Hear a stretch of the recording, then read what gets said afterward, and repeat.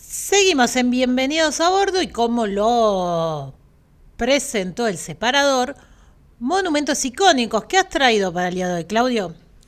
Y hoy hablaremos o continuaremos hablando de los mundiales de fútbol, ¿sí? Recordemos que el sábado pasado hablamos del Estadio Centenario como aquel evento o monumento o escultura viviente que determinó la FIFA en el año 83 como un lugar destinado el estadio de un mundial, ¿sí? Pero hoy no hablaremos de un estadio, sino que hablaremos de monumentos a jugadores, ¿sí? Puede ser una estatua, puede ser un mural, puede ser un museo, pero estos jugadores son jugadores campeones del mundo. Bien, o sea, hoy tenemos campeones del mundo. Una primera parte, Hoy haremos una primera parte, en otro sábado continuaremos porque hay grandes jugadores que se han consagrado en estos campeonatos del mundo. Y hoy, bueno, para arrancar, como siempre, monumentos icónicos, aquellos que nos escuchan y nos visualizan por primera vez, monumentos icónicos, aquel monumento que genera algo en la cultura, en la sociedad, y por algo uno también puede visitar ciertos destinos o lugares destinados por eso, por ese monumento que establece allí. Perfecto, si esos monumentos, esos instagramiables se me ocurría recién, ¿no? Esos que uno va y va a subirse a sacarse una selfie o va a pedirle a alguien que le saque una foto. En este caso nos vas a hablar, dijiste, de estatuas, de murales, o por qué no, de algún museo donde uno se saca una foto y lo sube a las redes. Así es. ¿Arrancamos? Empezamos. Bien, arrancamos con el primero. Obviamente vamos a hablar de... Hoy traje 5 para hoy, ¿sí? Uh-huh. El primero tiene que ver con Diego Armando Maradona. Y sí, somos argentinos. Y ahí está la duda, Messi o Maradona. Yo me quedo más con el Diego, pero por todo lo que ya se ha vivido del Diego, todo lo que trasciende a nivel futbolístico, ¿sí? Estamos hablando que es un símbolo cultural y por eso hay muchas cosas del Diego. Por ejemplo, una estatua en Buenos Aires que funciona como un homenaje que trasciende lo deportivo y se instala en la memoria pública como parte del paisaje emocional de la ciudad de Buenos Aires. Para ir un poquito más allá de Diego, para tener información, Diego Armando Maradona nació en Lanús, sí, Villa Fiorito, en Buenos Aires, el 30 de octubre de 1960 y falleció el 25 de noviembre del 2020. ¿Se acuerda? Parte de la pandemia todavía, con el tema de salud que lo llevaba a maltraer. Esto ocurrió en Luján, en donde estaba hospedado últimamente, y bueno, ahí falleció. Pero, ¿qué representa Maradona? La actitud en juego, el monumento busca capturar su energía y carisma, más que solo su rostro, como podemos visualizar en esta imagen que estamos transmitiendo aquí en radioconaguante.com.ar, ¿sí? Encuentro para aficionados, visitantes, parada obligatoria de fotos, como bien dijiste, Ceci, y un recordatorio del fútbol que puede convertirse en una historia compartida, ¿sí? Instagramable, como bien vos mencionás, ¿sí? Pero no es lo único que hay de Maradona, ¿no? Si empezamos a buscar de Maradona en diferentes lugares, como el mejor jugador de la historia de la Copa del Mundial, el cual fue designado como el mejor jugador en su edición del 86, ¿sí? Maradona fue campeón en México 86, la mano de Dios, ¿se acuerda? Sí. Bueno, yo tenía 2 años. No. Sí, me acuerdo, sé la historia, la verdad no, porque tenía 1 año. Bien, mencionamos, fue campeón del mundo en México 86, finalista en el Tele 90, ¿sí? En el Mundial con Goicoechea en los penales como figura destacada también. Pero hay murales, por ejemplo, en Mendoza, ¿sí? Un mural a lo Maradona en Mendoza. Un mural que también se llevó a cabo en Buenos Aires. ¿Vio la 25 de mayo ahí cuando pasa que es un mural hecho también en la pandemia, a finales del 21 sobre todo? Avenida San Juan, ¿lo ubica? Sí, que si uno viene por la autopista 25 de mayo lo observa muy bien, de manera bien clara. Y también si va por Avenida San Juan. Totalmente, ese es uno de los grandes murales que también tiene Maradona, pero no es el único, como acabo de decir. El Nápoles, sí, si hablamos Nápoles como la ciudad donde jugó en el Club Napoli, que fue campeón en el finales de los 80 de torneos europeos, tiene su destacada marco de dibujos, de murales, de santuario, por así decirlo, porque también tiene pequeños museos allí, pero a nivel jugador de fútbol del equipo local, ¿sí? Del equipo del Napoli. Pero a nivel selección también está la estatua en Santiago del Estero. Volvemos a la República Argentina, ¿sí? Vas al estadio de Santiago del Estero y tenés una estatua nueva, también gigantesca, que aparece allí, ¿sí? Premios para tener, dijimos, ya fue campeón del mundo en el 86, fue finalista en el 90. premios como mejor jugador del siglo de la FIFA, fue seleccionado como el mejor futbolista del siglo XX en una votación popular, que obtuvo la tercera posición también en la votación de los expertos seleccionados por la FIFA y logró la quinta ubicación en la votación realizada por la IFFHS, que es las siglas de la Federación de Fútbol de Historias y Estadísticas a nivel internacional, ¿sí? Pero podemos también el barrio, ¿sí? Partidos de calle, ves en una esquina de barrio, como estamos mirando ahora, observamos a Maradona en su rostro como foto carné 4x4 y una pelota en la cabeza. O estadios también relacionados con Diego Armando Maradona, por ejemplo el de Argentinos Juniors en la Paternal, el Estadio Diego Armando Maradona, o el Único de La Plata, que también en su momento fue Estadio Único de La Plata, Estadio Ciudad de La Plata, y ahora también le agregaron el Diego Armando Maradona como homenaje a el Gran 10, ¿sí? Y por qué no decir también hay museos de Maradona, ¿sí? Es un combo completo, por eso lo traje en primer lugar a Diego Armando, porque también tiene la casa natal del Museo Diego Armando Maradona en la Paternal, donde usted lo visitó, ¿no? Sí, la casa ahí, la primera en la que Argentinos Juniors, cuando le firma el contrato Maradona con Argentinos Juniors, ahí le otorga esta casa a 6-7 cuadras del estadio, donde se muda Maradona con sus padres y con todos sus hermanos y deja de vivir en Fiorito y empieza a vivir ahí en la Paternal. La casa tiene un montón de muebles, un montón de objetos también que han sido donados por la familia, pero la idea es mantener un poco la esencia de cómo estaba distribuida, cómo eran los muebles, cómo vivió Maradona ahí a principios de los 80 cuando empezó a jugar en Argentinos Juniors. Totalmente, bueno, hablamos del club, no de la selección, pero es un gran jugador, fue un gran jugador y lo será todavía Diego Armando Maradona. Pasamos al número 2, ¿sí? En esta tabla de 5 jugadores que tienen esta historia consagrados a nivel mundial en la Copa del Mundo. Pero en este caso... ¿No trae un argentino o me trae otro argentino? No. Vamos a 1954, ¿sí? Estamos hablando del Mundial de Suiza, donde hay un monumento de los jugadores de Alemania, ¿sí? A todo el plantel de Alemania. ¿Por qué pasa esto? Le llevo un poco el contexto. Pasaron 9 años del final de la Segunda Guerra Mundial, ¿sí? El 45 termina la Segunda Guerra y se organiza el Mundial del 50 en Brasil, que lo ganó Uruguay, volviendo al fútbol, y en el 54... retorna a Europa y por las consecuencias económicas y estructurales que sufrían algunos países, Suiza fue elegida para ser la sede de la competencia, ya que era la única nación con la infraestructura adecuada. Era la única que podía llevar a cabo un torneo de gran envergadura, ¿sí? Y Argentina continuaba con su negativa de los compromisos internacionales en Europa y decidió no participar del Mundial de Suiza. Y Hungría llegaba al Mundial del 54 como la selección favorita, ¿sí? Había sido campeona olímpica en 1952 en Helsinki. Estaba invicta hace 4 años con un total de 33 partidos sin perder. Y vio que Argentina en la escaloneta tenía 33 partidos sin perder y perdimos con Arabia Saudita en el Mundial. Bueno, Hungría venía 4 años sin perder y tenía en su once inicial a 2 jugadores históricos como Sandor Kostic y Ferenc Puskás. Puskás, si uno busca fútbol de la Europa del Este y busca en los años 50, el jugador más importante es Ferenc Puskás. ¿Pero qué pasó? Ahora le voy a contar por qué no hablamos de Puskás. ¿Qué pasó? Hungría vencía, mire cómo viene el recorrido de Hungría en el torneo, ¿sí? Venció a Alemania en la primera fase 8-3. Venció a Corea del Sur 9-0.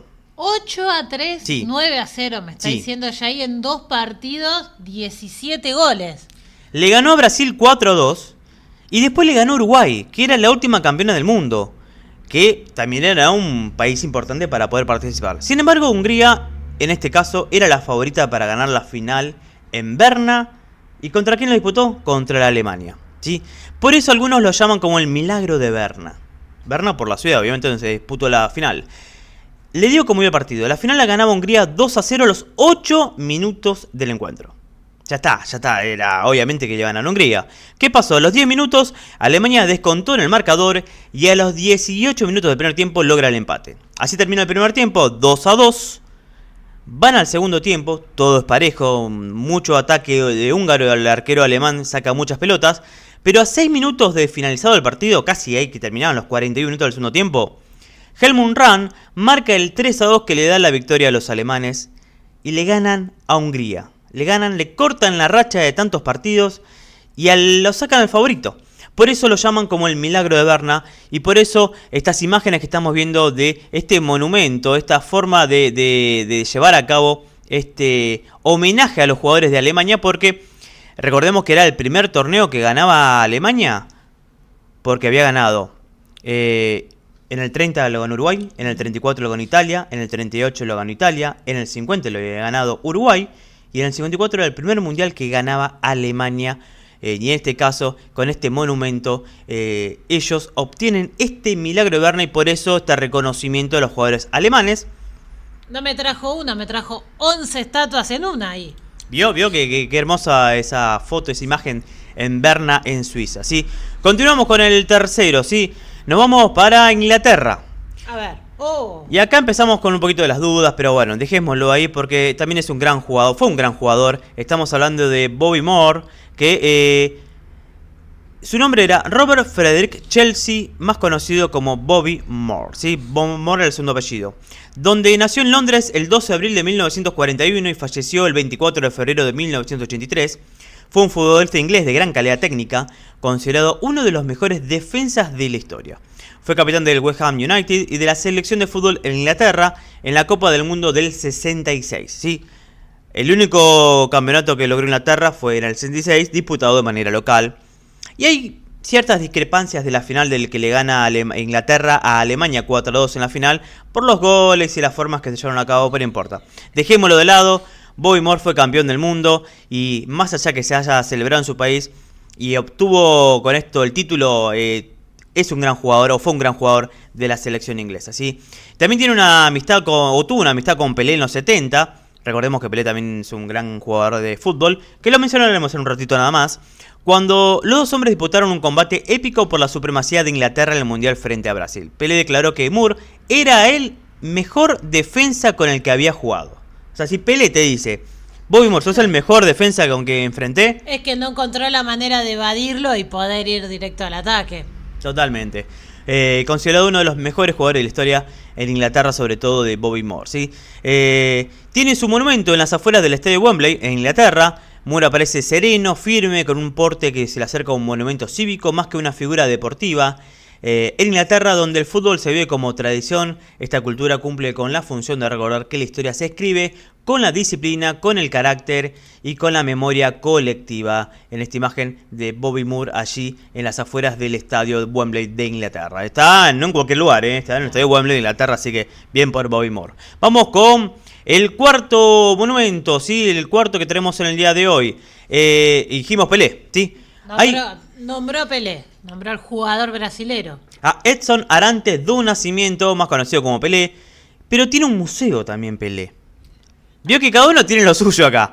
En este caso, este gran jugador brasilero Pelé nació en Tres Corazones, ¿sí? En Minas Gerais, o Tres Corazones, como en portugués, en Minas Gerais el 23 de octubre de 1940 y falleció en San Paulo el 29 de diciembre del 2022. Fue un futbolista brasileño que jugó como delantero, siendo el primer jugador más joven en debutar para la Copa del Mundo en 1958 en Suecia, con tan solo 17 años. O Rei, así le llaman muchos, está reconocido por algunos especialistas, exfutbolistas y aficionados como uno de los mejores futbolistas de todos los tiempos. Y ahí empezaba la disputa, si era Pelé o Maradona el mejor de todos los tiempos, pero bueno. Desde este lado sabemos a quién vamos a decir, ¿no? Sí, igual hay algo que pasa también para mí cuando uno dice Maradona Messi. Digamos, Maradona nació en el 60 y Pelé, mi hijo, nació en el 40. Ya eran 20 años que eran completamente diferentes el fútbol que jugó Pelé con el que jugó Maradona. Y lo mismo digo, completamente diferente el fútbol que jugó Maradona con el que juega Messi. Totalmente de acuerdo con eso. Debutó con la selección brasileña en 1957 a los 16 años de edad y jugó el Mundial de Suecia en el 58 con 17 años de edad, por eso es el más jugador en esto.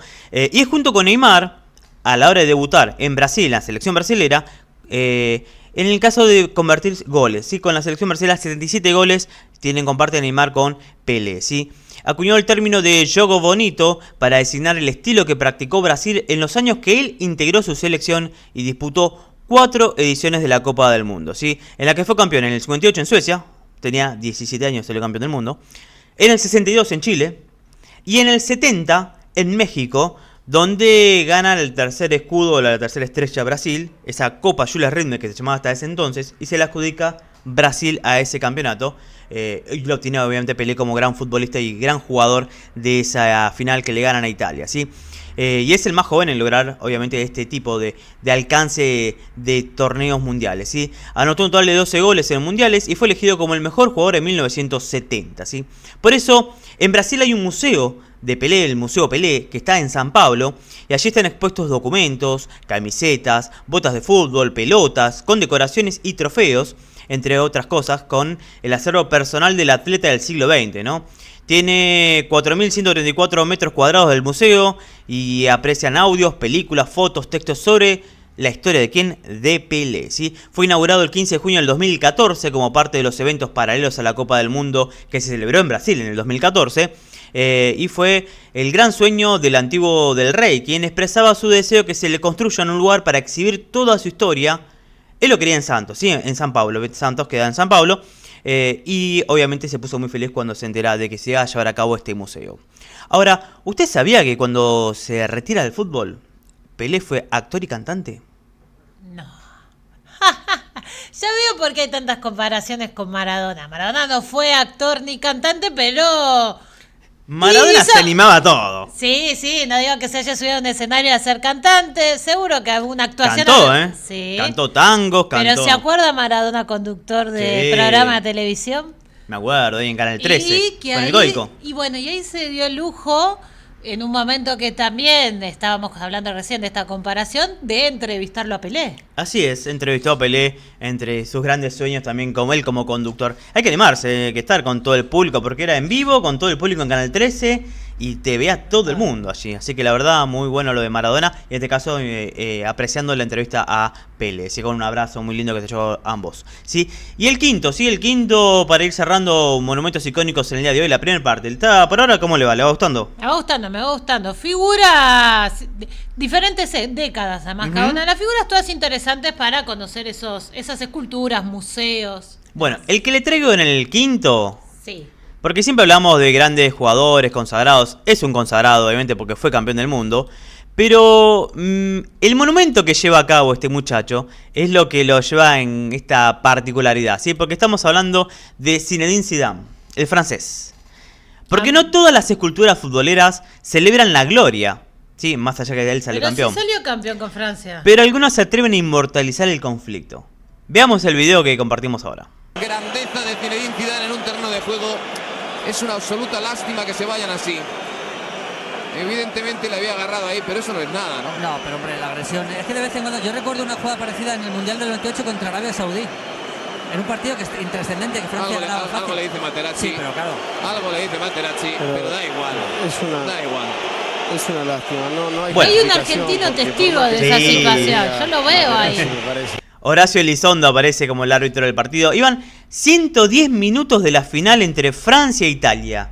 Mundial 2006. Iban 1-1. Obviamente, Materazzi algo le dice para provocar esta forma de reacción de Zinedine Zidane, que terminó siendo expulsado por obviamente Horacio Elizondo y que llevó el partido de los penales tras ser 1-1 y terminó ganando la Copa Italia. Pero bueno. No quedaba duda de que eso era una roja directa, ¿eh? ¿Cómo que no?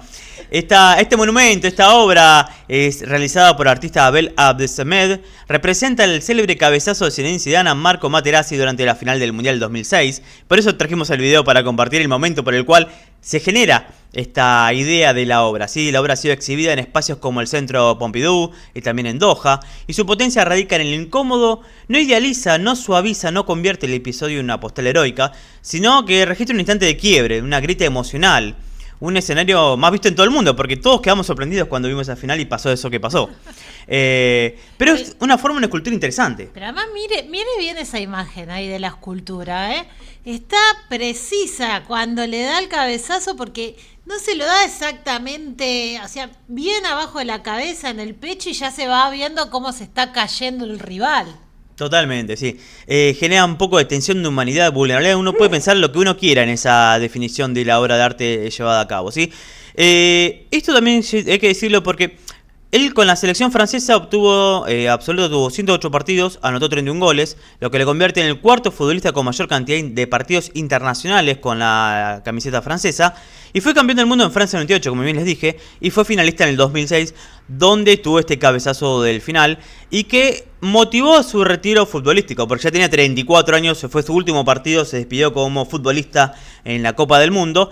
Obviamente, se despidió con una tarjeta roja, pero bueno, ¿qué va a hacer? Pero fue un lindo momento. Imagínense, porque pasó lo siguiente, por ejemplo, en el 2013 esta obra de arte estuvo en Qatar, al aire libre. La tuvieron que remover después de 2 semanas. ¿Por qué? Porque esta estatua de bronce de 5 metros que recuerda el cabezazo de Zidane generaba mucha idolatría por los musulmanes. Porque él era argelino, de familiares musulmanes, y los musulmanes se acercaban mucho a la fotografía y generaba mucho movimiento allí. Y la tuvieron que ser retirada y la llevaron a un museo para poder continuar con la obra, ¿sí? Pero para poder ser exhibiéndola. Pero lindo recuerdo, dice Zidane. ¿Qué le pareció estos primeros 5, ¿sí? Porque son varios los campeones del mundo y no todos tienen tantos monumentos o algo para contar, pero estos vienen bien. Ya los empiezo a agendar y espero. El próximo sábado entonces trae otros 5. ¿Usted quiere a Messi? Yo no, lo que usted elija, usted es su columna, usted dijo trae campeones del mundo, vamos a ver qué monumento nos trae campeones del mundo. Ronaldo no, porque no fue campeón del mundo todavía. ¿A la Cristiano Ronaldo? Sí, tiene monumentos, pero no fue campeón del mundo, así que no lo vamos a poner todavía. No A lo sumo que me sorprenda en este mundial y bueno, y capaz me obligue a hacer un monumento icónico de él. Pero por ahora no es campeón del mundo. Así que de esta manera terminamos Monumento Icónicos aquí en Bienvenidos a Bordo.